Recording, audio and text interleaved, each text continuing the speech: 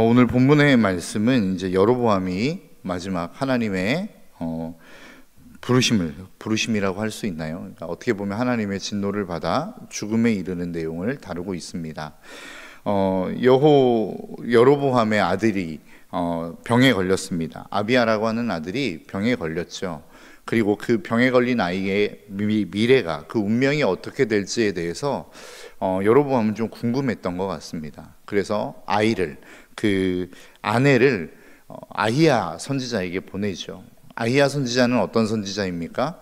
자신이 북이스라엘의 왕이 될 것을 예언한 선지자입니다. 그러니까 자신에게 어떠한 좋은 예언, 어떻게 보면 굉장히 왕이 될 것이라고 하는 자기가 생각지도 못했던 어떤 예언, 그러나 자기가 정말로 꿈꾸고 기대했던 그러한 예언을 해줬던 선지자입니다. 그렇기 때문에 이 여로보암은 아히야를 찾아가고 싶었던 것 같습니다.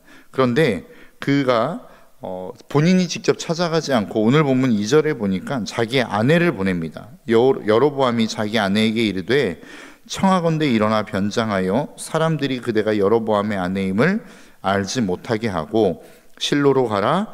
거기 선지자 아히야가 있나니 그는 이전에 내가 이 백성의 왕이 될 것을 내게 말한 사람이니라 라고 이야기합니다. 근데 여러분 재밌지 않습니까? 본인이 가면 되는데 아내를 보냅니다. 근데 또 아내를 보내는데 그냥 보내지 않고 자신이 여로보암의 아내인 것을 알지 못하도록 변장을 해서 보냈다는 것이죠. 왜 그랬을까요? 여러 가지의 이유가 있을 수 있겠지만 그 선지자 아히야가 결국은 자신을 알아보고 어떠한 이야기를 할지를 눈이 보듯이 뻔하게 알았기 때문이 아닐까라고 하는 생각을 해봅니다. 그러니까 자기가 지금까지 많은 일들을 겪었지 않았습니까? 유다에서 온 어떤 한 선지자, 하나님의 사람, 그 사람으로 하여금 책망도 받았고 어떻게 살아야 될지, 어떻게 돌이켜야 될지를 분명히 깨달았을 거란 말이죠. 내가 지금 잘못 살아가고 있다는 것도 깨달았을 것이고 이 길에서 돌이켜야만 살 수 있을 거라고 하는 것들을 알고 있었을 거란 말이죠. 그런데 13장 마지막 절에 보니까 뭐라고 이야기합니까? 여로보암은 그 삶을 돌이킬 의지가 없었습니다. 회개할 마음이 없었다라는 거예요. 그래서 여전히 그가 살아왔던 방식 그대로, 우상을 섬겼던 방식 그대로 많은 사람들의 관심과 이목을 집중받는 그러한 삶을 여로보암은 살고 싶어 했다라는 것입니다. 그런데 아히야 선지자에게 가게 되어지면 그 아히야에게 듣게 될 이야기가 뻔하지 않겠습니까? 오늘 본문에서도 보면 결국은 그가 아내를 보냈고 변장해서 보냈지만 그 아히야 선지자는 그 여로보암에게 하고 싶었던 모든 이야기들, 회개를 촉구하는 이야기, 그리고 그가 어떠한 진노와 심판을 받을 것인지에 대한 이야기들을 분명하게 지금 선포하고 있다는 것입니다. 그러니까 어떻게 보면 여로보암도 오늘 본문에서 나오고 있는 내용, 아히야 선지자가 자신에게 이야기할 내용들에 대해서 어느 정도는 예측하고 있었던 것 같습니다. 그러면 가서 그 얘기를 듣고 회개하고 돌이켜야 되는데 돌이킬 마음은 없고 또 좋지 않은 이야기를 듣고 싶지는 않았던 것 같아요. 그리고 자신이 원하는 이야기, 아이가 어떻게 될지, 정말로 살 수는 있는지, 그리고 정말로 죽을 거라는 이야기를 듣는다고 한다면 적어도 아내는 가서 좀 살 수 있는 방법을 가르쳐 주십시오라는 어떤 간구 정도는 할 수 있지 않을까라고 하는 수많은 계산과 이해관계가 얽혀서 결국은 아내를 보낸 것이 아닌가라고 하는 생각을 해봅니다. 그러니까 쉽게 얘기해서 한마디로 이야기하면 본인은 회개할 마음이 없었습니다. 그러니까 하나님의 뜻을 쫓아 살아갈 마음이 없었다라는 것이죠. 그리고 자기가 원하는 것은 얻고 싶어 했던 사람이 바로 여로보암이었다라는 것입니다. 여러분, 우리의 삶도 그럴 수 있습니다. 우리가 하나님 앞에 나아가죠. 그 하나님 앞에 기도, 예배, 아니면 전도, 봉사라고 하는 이름으로 하나님이 원하시는 일들을 우리는 하려고 합니다. 그런데 진짜 우리의 삶 속에 원하시는 하나님의 뜻이 있지 않겠습니까? 내가 우리의 삶의 자리에서 어떻게 살아야 되는지, 내가 만나는 사람들을 어떻게 대해야 되는지, 또 그들에게 어떠한 마음과 어떠한 사랑의 마음으로 그들을 섬겨야 되는지 우리의 마음 가운데는 이미 다 알고 있다라는 거예요. 나의 원수와 같은 사람들, 그 사람을 우리에게 분명히 하나님이 사랑하라고 이야기하실 텐데, 내가 기도의 자리에 나아가면 그를 용서하라고 이야기하실 텐데, 그래서 우리는 기도의 자리에 나아가지 못하는 경우도 있는 것 같습니다. 하나님이 내가 정말로 그 하나님의 뜻을 구하는 자리로 나아가면 하나님이 나에게 이렇게 말씀하실 것 같아서 나아가지 못하는 경우들도 있다라는 것이죠. 저도 그랬거든요. 제가 한참 대학교 3학년, 4학년 때 하나님이 저에게 주시는 부담이 있었습니다. 신학을 해야 될 것 같고 그 하나님의 종의 길을 걸어가야 될 것 같은데, 내가 기도의 자리에 나아가면 하나님이 꼭 저를 부르실 것 같은 느낌이 너무 많이 드는 거예요. 그런데 또 진짜 희한하게 그때 때마침 한 1년 정도 송영 마지막 그 어떠한 결단의 찬양을 부르는데, 그 결단의 찬양이 뭐였냐면 주님 내가 여기 있사오니였습니다. 주님 내가 여기 있사오니 나를 보내소서. 주님 내가 여기 있사오니 나를 써주소서. 이게 결단의 찬양이었어요. 그래서 제가 한 1년 정도 마지막 그 결단 찬양을 못 불렀던 기억이 있습니다. 진짜 이 결단 찬양을 부르면 하나님이 나를 꼭 부르실 것 같고 내가 목회자의 길을 걸어가야 될 것 같은 느낌이 너무 많이 들어서 그 찬양을 부르지 못하겠더라고요. 여러분, 우리의 삶 속에 그런 모습들이 없습니까? 하나님이 나에게 원하시는 게 있다라고 하는 것이 분명해요. 깨달아져요. 그리고 하나님 앞에 나아가면 하나님이 꼭 나를 그 자리로, 내가 원하지 않는 자리로 인도해 가실 것 같은 느낌이 있더란 말이죠. 그래서 하나님 앞에 나아가지 못하는 경우들이 우리의 삶 가운데는 있을 수 있다라는 것입니다. 만일 그러한 삶의 자리 가운데 있다고 한다면 여러분, 그 마음 내려놓고 하나님의 뜻 앞에 순종하시는 저와 여러분들의 삶이 되시기를 주님의 이름으로 축복합니다.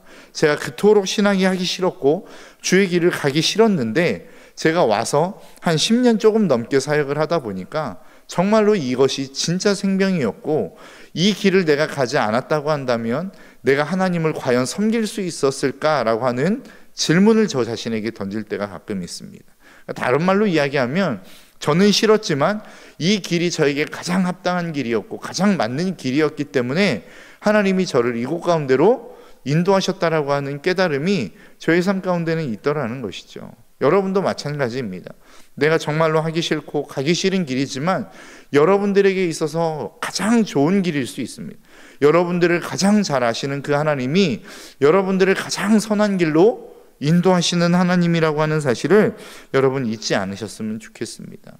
그래서 정말로 하기 싫더라도 여러분 정말로 하나님이 원하시는 것이 무엇인지 알지만 그 길을 가고 싶지 않아 버티고 계시는 여러분들이 있다고 한다면 여러분 순종하십시오. 그것이 여러분들이 살 수 있는 길이고 여러분들이 가장 은혜와 평강을 누릴 수 있는 축복의 길이라고 하는 사실을 잊지 않고 그 길로 걸어가시는 저와 여러분들의 삶이 되시기를 주님의 이름으로 축복합니다. 그런데 참 재미있는 것은 오늘 본문에 등장하는 여로보암의 아들의 이야기입니다. 아비야라고 하는 아들이 등장하는데 아들이 병이 들었어요. 오늘 본문 1절입니다. 그때 여로보암의 아들 아비야가 병든지라 라고 이야기합니다. 그런데 그 아들을 대해서 궁금해서 아내를 보내지 않았습니까?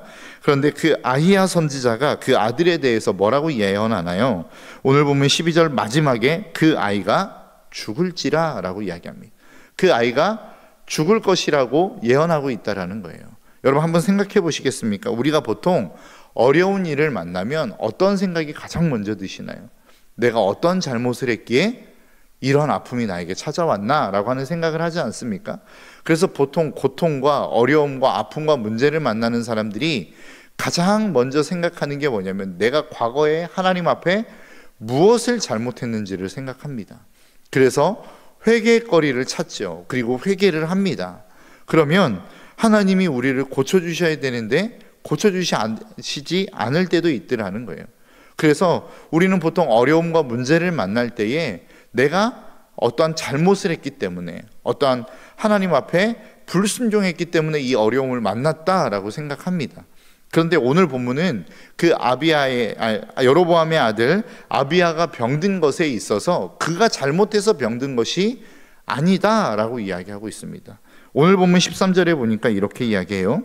오늘 온 이스라엘이 그를 위하여 슬퍼하며 장사하려니와 여로보암에게 속한 자는 오직 이 아이만 묘실에 들어가리니. 이 아이가 누군가요? 아비야입니다.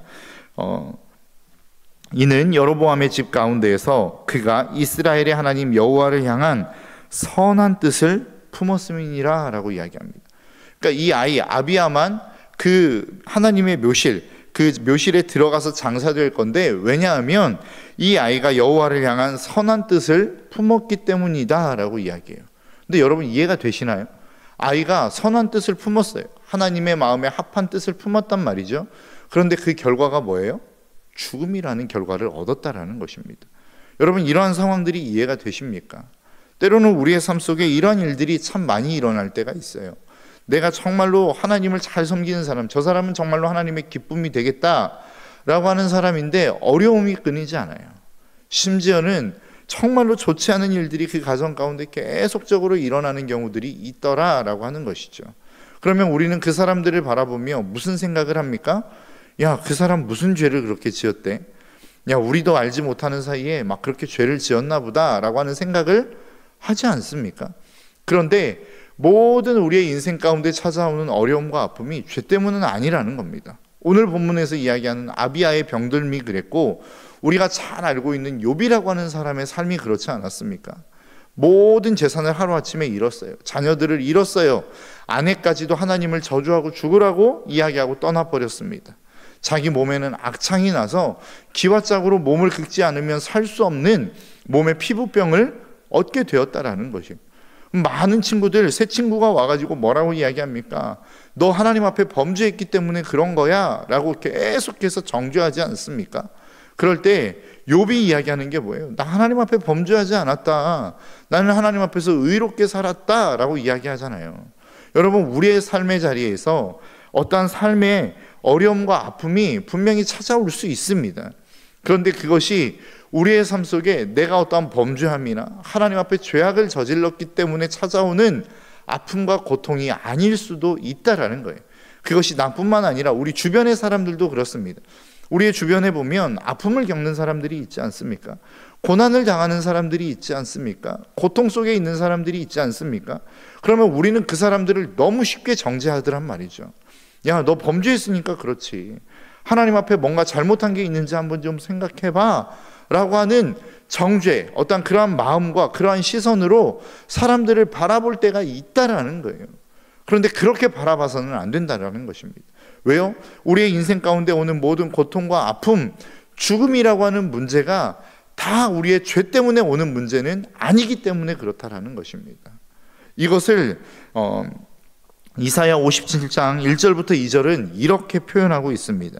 의인이 죽을지라도 마음에 두는 자가 없고 진실한 이들이 거두어감을 당할지라도 깨닫는 자가 없도다. 의인들은 악한 자들 앞에서 불리어 가도다. 그들은 평안에 들어갔나니 바른 길로 가는 자들은 그들의 침상에서 편히 쉬리라 라고 이야기합니다. 이 이야기가 무엇입니까? 이사야 시대에 수많은 악인들이 있었다는 거예요. 많은 아픔을 겪는 사람들, 가난한 사람들, 힘든 사람들을 착취하는 사람들이 있었다는 거예요. 그런데 그들이 그렇게 아무런 반항도 하지 못하고 아무런 대항도 하지 못하다가 죽음을 맞이하는 사람들이 있었다는 거예요. 그것을 이사야 57장 1절과 2절은 뭐라고 표현합니까? 의인이 죽음을 당할지라도 마음에 두는 자들이 없었다. 진실한 이들이 거두어감을 당할지라도 깨닫는 자가 없었다라고 이야기합니다. 그러니까 의인이 죽는데 그 죽음에 대해서 슬퍼하는 자들이 없었다는 거예요. 억울하게 죽음을 당하는 사람들이 있었는데 그들에 대하여 마음을 두고 야, 이 사람들이 이렇게 죽음을 당했어, 안 되지, 그러면 이렇게 깨닫는 사람들이 없었다는 거예요. 그런데 그들의 죽음을 하나님은 뭐라고 표현하고 있냐면 의인들은 악한 자들 앞에서 불리어 가도다, 죽임을 당했다는 거예요. 그런데 그들이 그 죽임을 당한 그 죽음은 어떤 죽음이었냐? 그들은 평안에 들어갔나니 바른 길로 가는 자들은 그들의 침상에서 편히 쉬리라 라고 이야기해요. 그러니까 그들이 하나님이 부르심을 받았다는 거예요. 그렇게 이 땅 가운데 고통과 아픔을 당했던 그 의인들, 진실한 삶을 살았던 사람들, 그들이 하나님의 부름을 받았는데, 다른 말로 이야기하면 죽임을 당했는데, 그 죽임은 어떤 죽임이었다? 바로 침상에서 편히 쉬는 쉼이었다라고 표현하고 있는 것입니다. 그러니까 우리는 죽음 하면 다 뭐라고 생각하나요? 저주, 정말로 하나님의 심판, 뭐 이런 것들로 생각하지 않습니까? 물론 성경에서 하나님의 심판으로 말미암아 죽은 악인들이 분명히 존재하고 있었습니다. 그런데 모든 죽음이 다 그렇게 하나님의 심판에 의한 죽음은 아니다라고 성경이 우리에게 말씀하고 있는 거예요. 의인들의 죽음은 비록 죽음이라 할지라도 하나님의 부르심 앞에 편히 쉬어지는 쉼이 될 수 있다라고 하는 사실을 저와 여러분들이 잊지 않았으면 좋겠습니다. 여러분, 오늘 본문에 있어서의 아비야의 죽음, 어떻게 보면 아버지 여로보암이 잘못했는데 아들이 죽은 거 아니겠습니까? 그럼 우리는 세상적인 관점에서 놓고 보면 도대체 이것을 우리가 어떻게 해석할 수 있느냐라고 생각할 수 있겠지만, 이사야 57장의 말씀의 내용으로 놓고 보면 이 모든 악이 관영한 시대에 하나님의 선한 뜻을 품은 아비야를 하나님이 불러가신 거예요. 이 더 이상의 악한 세대에 물들지 않도록, 주일의 말씀으로 놓고 보면 더 이상 이 세대를 본받지 않도록 그 하나님의 선한 뜻을 향하여 품은 그 마음을 잃어버리지 않도록 하나님이 부르신 거란 말이에요.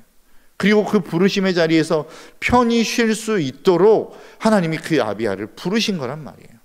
그럼 이 땅에 남아있는 사람들은 무엇입니까? 그 하나님의 선한 뜻을 정말로 품은 사람, 그래서 그 하나님의 선한 뜻대로 살아가고 싶어하는 사람, 그 사람이 불리어감을 당함으로 말미암아 이제 더 이상 하나님의 선한 뜻을 품은 사람을 찾아볼 수가 없는 거죠. 더 이상 그 하나님의 선한 뜻대로 살아가려고 하는 사람을 찾아볼 수 없는 것입니다. 그러니까 어떻게 되는 거예요? 이 세상은 더 악하게 흘러가게 될 수밖에 없다라는 거예요. 살아있는 것이 우리는 축복이요 죽음이 저주라고 생각하지만, 사실 오늘 본문의 말씀은 전혀 완전히 뒤바뀐 상황들을 이야기하는 것입니다. 의인이 하나님의 부르심을 받음으로 말미암아 의인은 하나님 앞에서 편한 안식을 누리지만, 이 땅 가운데 남아있는 악인들은 더 이상 하나님의 뜻을 분별할 수 없어 더 악한 길을 향하여 갈 수밖에 없는 세대, 그 세대가 되었다라고 하는 것이 오늘 본문의 말씀 아니겠습니까? 여러분, 저와 여러분들의 삶은 어떤 삶을 살아가고 계십니까? 정말로 그 하나님의 뜻을 분별하며 이 땅 가운데 그 하나님의 뜻대로 살아가는 것이 어떤 삶인지를 정말로 악을 향하여 가는 사람들에게 보여주는 삶을 살아가고 있습니까? 아니면 그 하나님의 뜻대로 살아가고자 하는 사람들을 내가 핍박하고 아니면 핍박하지 않는다 할지라도 그들의 죽음을 아무렇지 않게, 대수롭지 않게 여기면서 나는 그냥 내 삶, 하나님의 뜻과는 전혀 관계없는 삶을 살아가는 그러한 삶을 살아가고 계십니까? 여러분, 그리스도인들은 주일의 말씀처럼 세상을 물들이는 사람들입니다. 하나님의 생명으로, 하나님의 영광으로, 하나님의 뜻으로, 하나님의 말씀으로 이 땅을 물들이는 사람들이란 말이죠. 저와 여러분들을 부르신 하나님의 부르심의 목적이 그것입니다. 내가 하나님의 뜻을 잘 맞추어 드렸더니 하나님이 우리에게 축복하셨더라, 그래서 잘 먹고 잘 살았더라, 이게 아니라 우리에게 주신 하나님의 은혜와 그 하나님의 능력과 그 하나님의 생명을 가지고 이 땅 가운데 그 생명을 모르고 살아가는 사람들을 그 생명으로 물들이는 사명을 위해서 저와 여러분들을 부르셨다는 사실을 잊지 않으시기를 주님의 이름으로 축복합니다. 그래서 오늘도 내일도 우리가 살아가는 이유는 하나입니다. 그 하나님의 생명을 이 땅 가운데 물들이는 삶을 살아가기 위해서 오늘 하루도 내일도 그리고 우리의 인생이 다하는 그날까지 우리는 살아가는 것이라는 것을 잊지 않으시는, 그래서 날마다 이 땅을 예수 그리스도의 생명으로 물들이실 수 있는 저와 여러분들의 삶이 되시기를 주님의 이름으로 축복합니다.